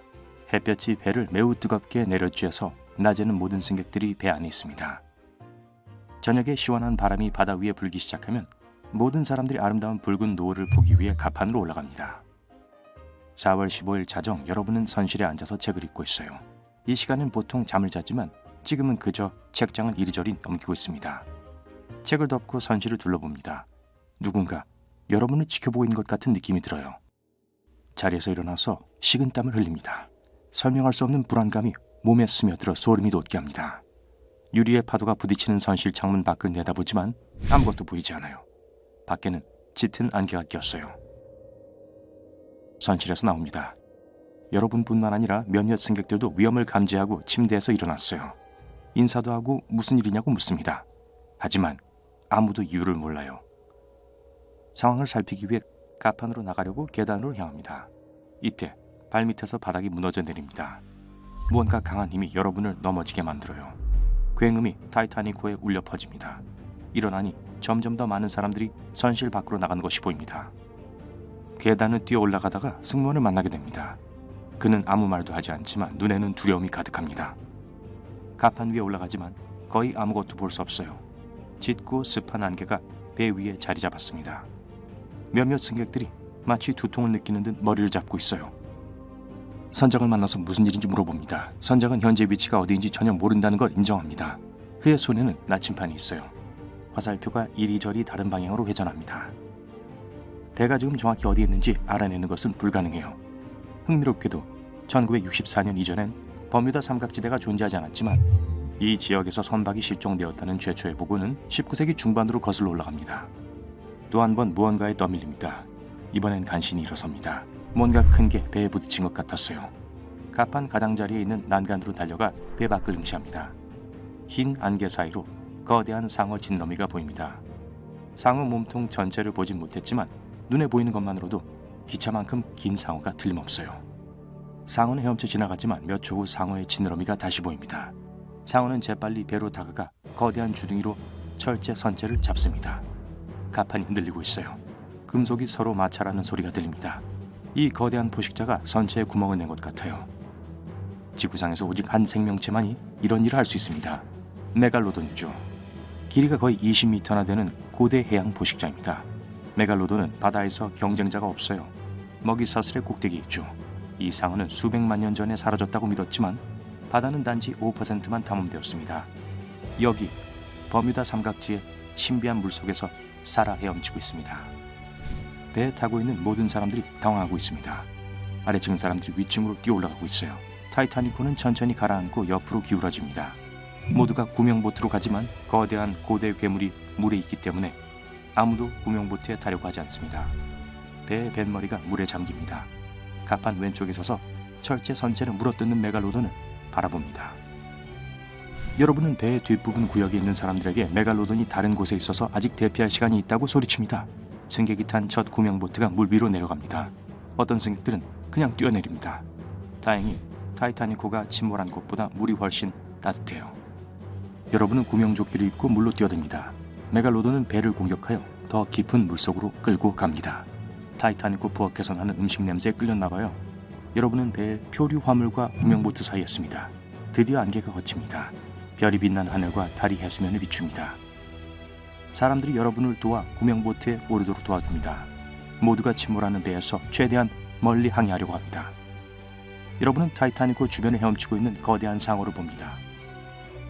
이 순간 뭔가가 상어의 주위를 분산시키고 포식자는 사라집니다. 배의 절반 이상이 이미 수면 아래에 있고 나머지 절반은 마치 촛불이 물 밖으로 튀어나온 것처럼 보입니다. 바다는 고요하고 하늘은 맑고 구름 한 점 없고 바람도 불지 않습니다. 옆에서 보니 타이타닉호 뒷부분에 거대한 파도가 덮치는 걸 볼 수 있어요. 높이가 15m, 5층짜리 건물 정도 됩니다. 파도는 타이타닉을 마치 종이로 만들어진 배처럼 쉽게 쓰러뜨립니다. 괴물 파도는 예기치 않게 출현한 것처럼 갑자기 순식간에 사라져버립니다. 방금 거대한 파도를 목격했어요. 이런 현상은 전 세계에서 일어납니다. 거대한 파도가 갑자기 나타나 배를 부수고 흔적도 없이 사라집니다. 과학자들은 아직도 이런 파도의 정확한 성질을 밝혀내지 못하고 있습니다. 하지만 가장 그럴듯한 이론에 따르면 이 파도가 키네틱 뱀피리즘에 의해 형성된다고 합니다. 특정한 자연 조건 하에서 파동은 축적되고 운동 에너지를 교환합니다. 모든 파도 중에 다른 모든 것의 에너지를 흡수하는 흡혈귀 파도가 있습니다. 에너지가 많이 축적되면 거대한 파도가 형성되고 모든 것을 덮칩니다. 어떤 사람들은 버뮤다 삼각지대에서 배가 자주 사라진 것은 이런 거대 파도 때문이라고 믿고 있습니다. 배에 탄 사람들은 침착하게 하늘로 조명탄을 쏘아 보냅니다. 바다를 보고 있는데 물 위에 메갈로돈의 삼각형 지느러미가 쏟아있는 걸 볼 수 있습니다. 돛단배만 한 크기만 한데 지금 다가오고 있어요. 최대한 빨리 노를 젓고 사람들이 비명을 지르며 도움을 청합니다. 도망갈 가망은 없어요. 전설적인 괴물이 점점 가까워지고 있어요. 상어의 머리는 수면 아래에서 밖으로 나옵니다. 수백 개의 날카로운 이빨로 채워진 거대한 주둥이에요. 이빨은 각각 손바닥만한 크기입니다. 구명보트가 상어의 입 안에 완전히 들어갈 것 같아요. 모든 걸 통째로 삼킬 수 있습니다. 상어는 멈춰서서 배에서 팔을 뻗으면 닿을 만한 지점에서 입을 다뭅니다. 여러분은 주변에서 물이 거품을 내는 것을 볼 수 있습니다. 바다 깊은 곳에서 거대한 촉수 여러 개가 메갈로돈 주위를 휘감고 있습니다. 그 촉수들이 상어를 끌어내립니다. 옆을 보니 가운데에 검은색 원이 있는 보라색 빛이 보입니다. 배에 타고 있는 어떤 사람도 이걸 보게 됩니다. 사람들이 비명을 지르기 시작해요. 우릴 쳐다보고 있어요! 한 여자가 소리칩니다. 잠시 후에 온몸에 소름이 돋고 전신이 떨립니다. 이 보라색 빛은 뭔가의 눈이에요. 그리고 검은 원은 동공입니다. 지금 여러분을 보고 있는 생명체는 너무 커서 배가 마치 쌀알처럼 보여요. 크라켄이에요. 거대 오징어는 수백 척의 배를 침몰시켰지만 아직 그 존재가 누구에게도 증명되지 않은 고대 괴물입니다. 다행히 지금 앉아있는 보트는 너무 작아서 크라켄의 흥미를 끌 수 없어요. 눈이 더 멀리 깊은 곳으로 들어가는 걸 볼 수 있습니다. 거대한 촉수가 몸부림치는 메갈로돈을 깊은 물속으로 끌어당깁니다. 1시간이 지나고 또 다른 대형 여객선이 타이타닉 침몰 지점에 도착합니다. 모든 승객들이 구조되었습니다. 여러분은 타이타닉호가 얼마 전에 항해했던 잔잔한 바다를 돌아봅니다. 여러분은 구조선에 올라 다시는 항해를 하지 않겠다고 스스로에게 다짐합니다.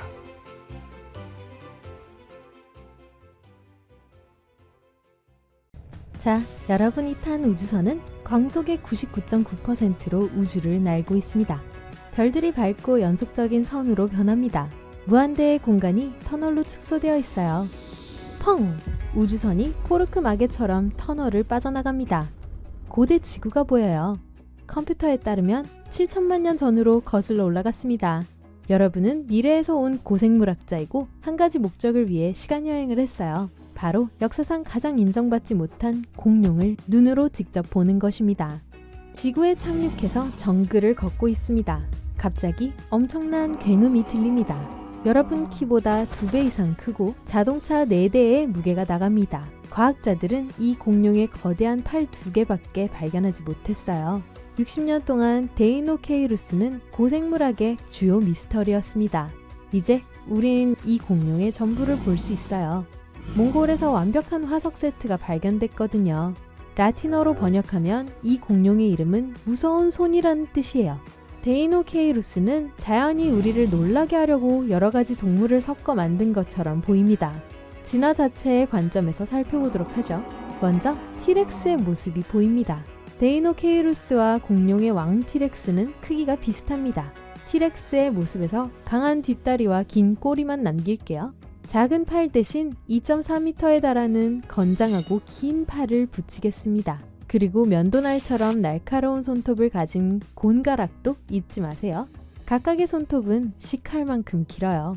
거기에 낙타의 혹, 타조 같은 목, 말의 머리를 추가합니다. 그리고 이빨 달린 입 대신에 오리주둥이를 더하세요.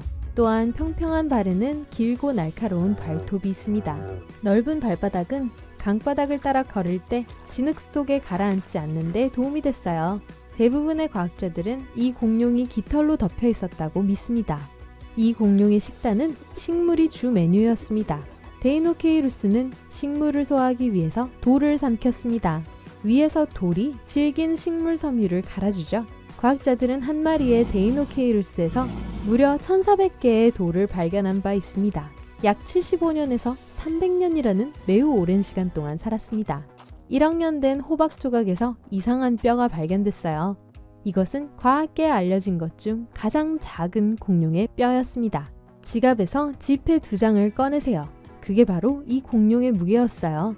현대의 벌새 크기 정도였습니다. 과학자들은 이 작은 공룡이 도마뱀과 더 비슷했는지 새와 더 비슷했는지 확실히 알지 못합니다. 하지만 날 수 있었고 곤충을 사냥했다고 확신합니다. 100개가 넘는 날카로운 이빨이 그 증거예요. 닭과 악어를 섞으면 어떤 모습일까요? 그러면 헤스페로니쿠스 같은 동물이 나올 거예요. 무게는 겨우 2kg에 불과했고 닭처럼 깃털로 덮여 있었습니다. 나무늘보가 공룡이었다면 수저우 도마뱀처럼 생겼을 거예요. 2 다리로 움직였고 키는 현대 기린만큼 컸지만 무게는 3배나 더 나갔습니다. 수저우 도마뱀에는 몸에 깃털이 있었고 목이 길어서 사방을 볼 수 있었어요. 과학자들이 이 동물의 화석을 처음 보았을 때 그것이 진짜라고 믿지 않았어요. 할즈카랩터는 벨로시랩터와 타조를 섞어 놓은 것처럼 생겼습니다. 단 한 가지 차이점이라면 거의만한 크기였다는 거예요. 이 생명체의 강한 뒷다리는 이 동물이 육지를 걸을 수 있었다는 것을 보여줍니다. 물고기를 사냥했고 먹이를 찾아 물속으로 잠수했습니다. 마이크로랩터는 4개의 날개를 가지고 있었습니다. 공룡의 몸무게는 0.9kg 이하였습니다.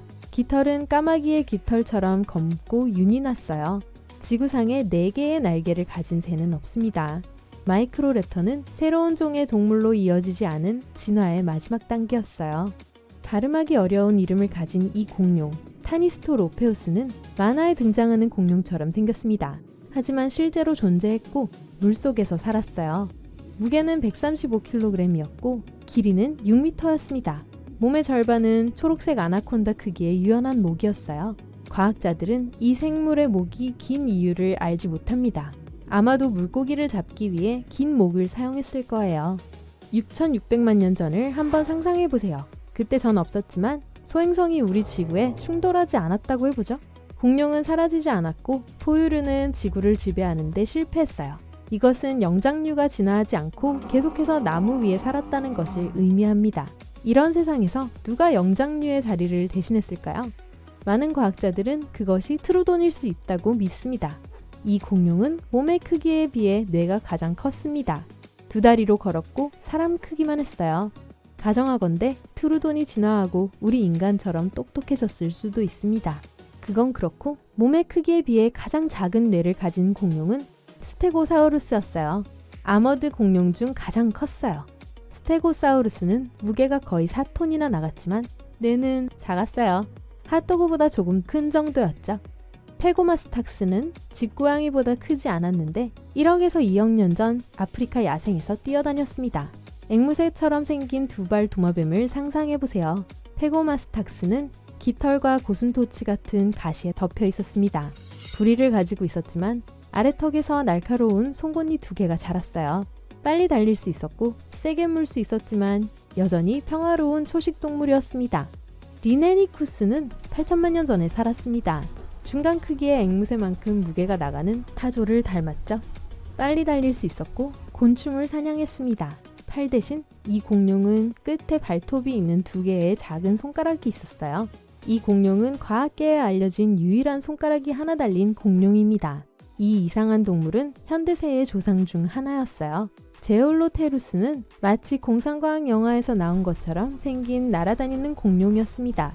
마치 박쥐날개를 가진 고양이처럼 보였어요. 이 공룡은 곤충을 먹고 살았습니다.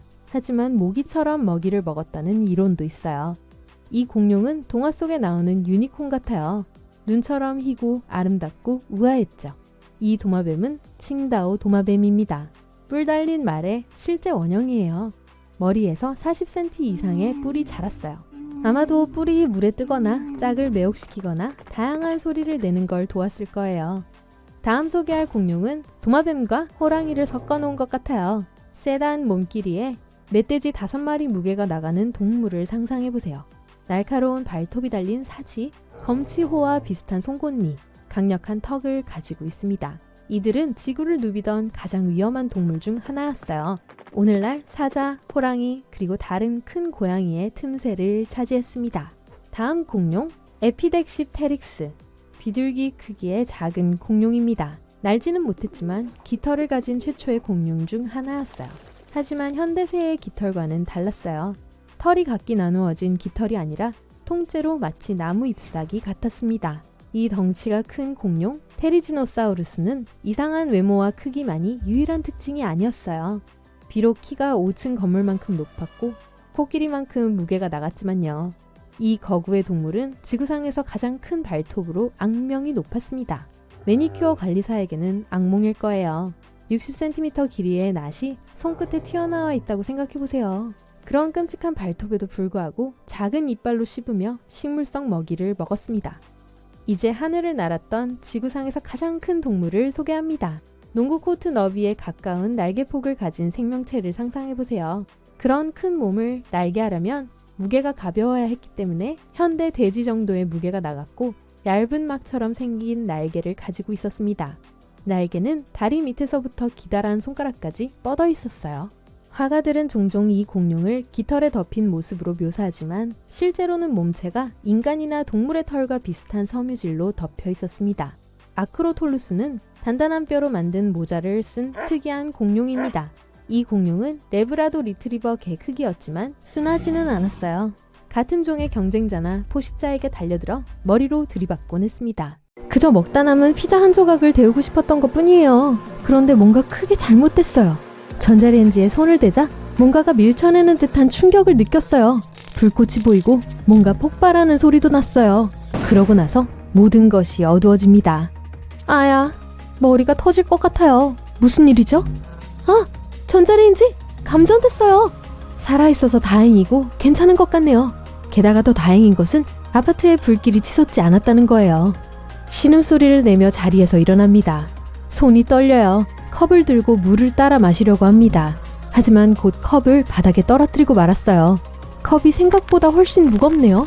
하지만 그게 다가 아니에요. 유리컵이 노란색이고 투명하지가 않아요. 자세히 살펴보니 마치 컵이 금으로 만들어진 것 같아요. 금이라고? 혼자 코웃음을 칩니다. 그러고 나서 컵을 보석 감정인에게 가져갑니다. 감정소를 나서면서 제정신이 아니에요. 그 잔은 정말로 역대 가장 순수한 금으로 만들어졌어요. 금이 조금 이상하다고 감정인이 한 말은 까맣게 잊혀집니다.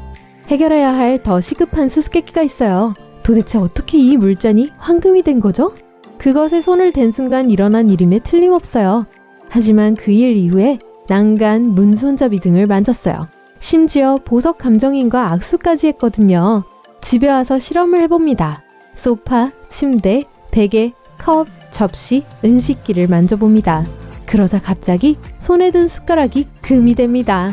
여러분의 능력은 효과가 있지만 항상 그런 것은 아니에요.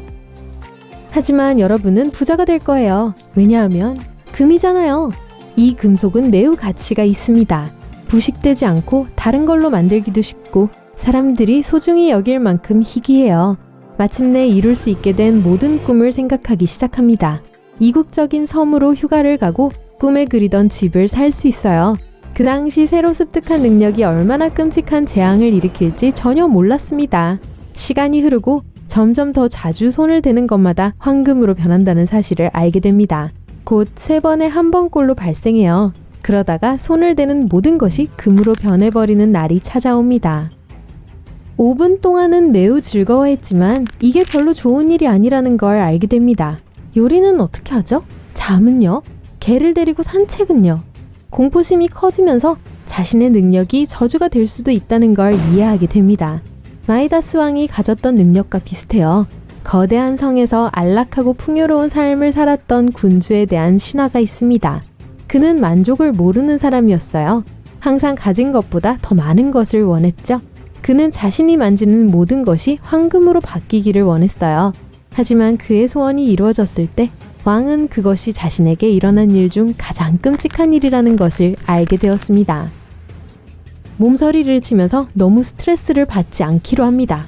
그런데 과학적인 관점에서 이런 일이 어떻게 가능한 거죠? 단순히 손을 대는 모든 물건의 원자를 여러분이 바꿀 수 있는 걸까요? 리모컨을 예로 들어볼게요. 리모컨을 집어드는 순간 금빛으로 변하고 몇 배나 밀도가 높아지고 무거워집니다. 금 원자는 그렇게 빽빽하게 함께 모여있는 방식을 좋아하지 않아요. 그래서 서로 밀어붙이기 시작할 것입니다. 펑! 그러면 리모컨은 엄청난 힘으로 폭발할 거예요. 하지만 그런 일은 없어요. 그렇다면 여러분의 능력이 다른 방식으로 작동한다는 것을 의미합니다. 예를 들어 원자를 바꾸지 않고 단순히 다시 정렬하기만 하는 거라면 어떨까요? 그래서 보석 감정사가 놀랐고 그 금이 이상하다라고 말한 걸 거예요. 이 금은 거품처럼 작은 틈이 많이 있어요. 갑자기 어떤 생각이 떠오르고 이전보다 훨씬 더 두려움을 느낍니다. 이제 정말 조심해야 해요. 만약 걔를 만지면 어떡하죠? 실수로 동생을 껴안거나 친구의 손을 만지면 어쩌죠? 1시간 정도 어쩔 줄 몰라 하다가 친한 친구가 과학자라는 사실을 떠올립니다. 친구를 만나러 가야겠어요. 처음의 충격을 극복한 후 친구는 즉시 행동으로 옮깁니다. 곧 해결책이 제시됩니다. 특수 소재로 만들어진 장갑이에요. 이 장갑을 항상 착용해야 합니다. 친구는 장갑이 어떻게 여러분으로부터 세상을 보호해줄지 설명하려고 합니다. 하지만 너무 전문적이에요. 설명을 전혀 이해하지 못하고 30분 후에는 더 이상 경청하지 않게 됩니다. 여러분의 삶은 이제 더 쉽고도 더 어려워졌어요. 다른 사람들 앞에서 자신을 통제할 필요가 없습니다. 하지만 동시에 장갑을 낀 상태에서 샤워하고 먹고 배구를 하고 개를 쓰다듬는 법을 배워야 해요. 다행히도 새로운 스타일에 익숙해지는 데는 많은 시간이 걸리지 않습니다. 하지만 화창한 어느 날 모든 것이 걷잡을 수 없이 소용돌이치게 됩니다. 여러분은 야외 공원에 있어요. 개가 에너지가 넘쳐나서 원을 그리며 질주합니다. 그때 왼손이 장갑 안이 근질근질해지기 시작합니다. 아, 뭐 별일 있겠어. 잠깐 벗는다고 하면서 장갑을 벗습니다. 하필 그 순간 개가 여러분의 다리에 부딪힙니다. 발을 헛디뎌서 앞으로 넘어지기 시작합니다. 마치 주변의 모든 것이 슬로우 모션으로 움직이는 것처럼 보여요. 그리고 장갑을 끼지 않은 손이 땅에 닿습니다. 그러자 금빛 파도가 여러분에게서 퍼져나갑니다. 눈에 보이는 모든 것이 황금으로 바뀌고 있어요. 그러곤 갑자기 공중에 뜹니다. 무슨 일이죠? 여러분이 금으로 바꾼 그 물잔 기억하세요? 그것은 크지 않았기 때문에 모양이나 크기가 바뀌지는 않았어요. 하지만 지구 전체의 경우는 큰 사건입니다. 여러분이 만든 금은 마치 스펀지 같아요. 하지만 지구는 스펀지 같을 수가 없어요. 중력이 허락하지 않을 거예요. 중력이 지구를 쥐어짜기 시작하고 이에 성공합니다. 원자 사이에 미세한 틈이 한때 푸른색이었던 우리의 아름다운 지구를 사라지게 합니다. 그리고 지구는 무서운 속도로 줄어들기 시작합니다. 순식간에 지구의 반지름은 이전보다 3분의 1로 작아집니다. 하지만 현재 상황으로 돌아가도록 하죠. 추락하는 엘리베이터에 갇혀본 적은 없지만 아마 이런 느낌일 거라고 생각합니다. 누군가 갑자기 지구 중력을 조절하는 레버를 당겼다가 꺼버린 것 같았죠. 처음엔 겁에 질립니다. 추락하는 상황이 멈추게 되면 엄청난 힘으로 땅에 부딪히게 되는 건 아닐까요? 하지만 아직 그런 일은 일어나지 않았으니까 긴장을 좀 풉니다. 중요한 건 땅이 멀어지거나 가까워지지 않고 여러분과 함께 추락하는 것처럼 보인다는 사실입니다. 여러분 관점에서 공중에 떠있는 물이 보입니다. 바다나 해양일 리가 없어요. 그것들은 땅이 금빛으로 변하는 것과 동시에 금으로 변했어요. 한편 공기 중의 물은 물방울을 형성하기 시작합니다. 그건 사고가 발생하기 전에 대기 중에 있던 모든 액체라는 걸 깨닫습니다. 그 사고란 바로 여러분이 일으킨 그 재앙을 가리킵니다. 눈에 보이는 유일한 다른 생명체는 새뿐입니다. 변화가 일어났을 때 공중에 있었던 게 틀림없어요. 얼마 후 따끔함을 느낍니다. 모기예요. 그때서야 새 외에도 날아다니는 벌레가 있다는 걸 알게 됩니다. 약 10분 후 지구는 수축을 멈춥니다. 아마 필요한 크기에 도달했나 봐요. 만약 이 이상한 세계가 원래대로 작동했다면 여러분은 거의 시속 3만 킬로미터의 속도로 땅에 추락했을 거예요. 하지만 어떤 불가사의한 이유로 그런 일은 일어나지 않습니다. 휴, 난 아직 살아있으니까 그렇게 나쁘진 않을 거야 라고 생각하는군요. 하지만 거의 동시에 다른 생각이 이런 견해를 바꾸게 합니다. 금으로 변한 행성의 어디에서 과연 음식과 마실 물을 찾죠? 산소를 생산하는 나무와 해조류가 없다면 대기는 어떻게 될까요? 하지만 이건 시작에 불과해요. 갑자기 엄청난 힘이 지구를 쥐어짭니다. 그렇기 때문에 중심액의 온도는 곧 태양의 중심액만큼 높아질 겁니다. 또한 지구가 스스로 붕괴하고 나면 강력한 충격파가 대기를 우주로 날려버릴 거예요. 결국 우리 지구는 붉게 달아오른 플라즈마 덩어리가 되었다가 식어버릴 거예요. 지구는 화성과 금성 사이의 어딘가에 있는 빛나는 금덩어리로 변할 것입니다. 곧 알게 될 거예요. 하지만 지금 여러분은 광활한 금빛 벌판 한가운데 서 있습니다. 여러분의 머릿속은 질문만 가득할 뿐 답은 하나도 없습니다.